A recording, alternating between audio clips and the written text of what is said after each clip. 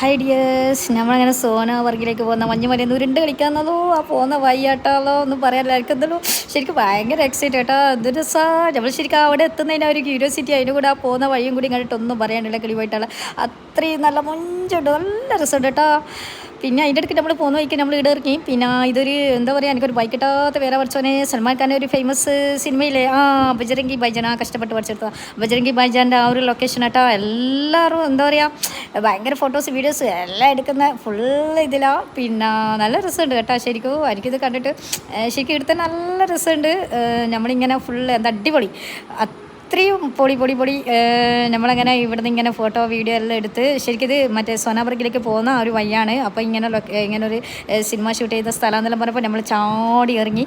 അങ്ങനെ നമ്മൾ ഇവിടുന്ന് കുറച്ച് ഫോട്ടോസ് വീഡിയോസ് എല്ലാം എടുത്ത് ഞാനെല്ലാം കണ്ട സിനിമ കേട്ടോ. അപ്പോൾ പൊളി.